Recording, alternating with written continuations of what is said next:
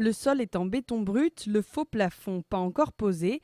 L'hôtel Montcalm a accueilli ce matin la conférence de presse de la mairie sur la politique culturelle de la ville. C'est ici que le futur centre d'art contemporain verra le jour en 2019.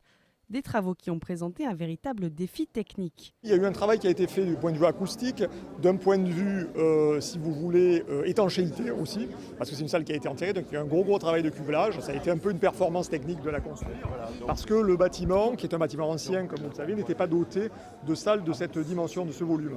Là, on a à peu près 400 mètres carrés quand même, donc c'est une salle importante pour un futur centre d'art ou un futur musée. Le centre d'art contemporain s'inscrit dans une politique très ambitieuse de la ville.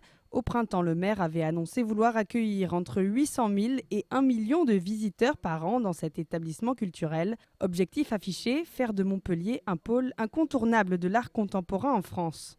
Nous allons donner ces lettres de noblesse à l'art contemporain avec toutes les autres salles de la ville qui vont y concourir, avec les galeries indépendantes, les acteurs locaux de la culture, avec les artistes en résidence.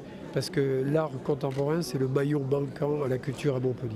Il y a une forte ambition. En fait, on a une réelle volonté déjà de soutenir, de confirmer l'art contemporain sur la ville de Montpellier, puisque c'est tout de même une tradition de notre ville. On peut parler de Soulages, de Clément, de Viala, qui sont quand même des artistes locaux de Montpellier. Et donc oui, il y a une réelle volonté de promouvoir et de confirmer l'art contemporain sur Montpellier. Seul bémol dans ce ciel d'azur, certaines associations qui voient d'un mauvais œil le futur centre. L'hôtel Montcalm devait initialement accueillir un musée de l'histoire de France en Algérie, un projet enterré par Philippe Sorel à son arrivée à la mairie.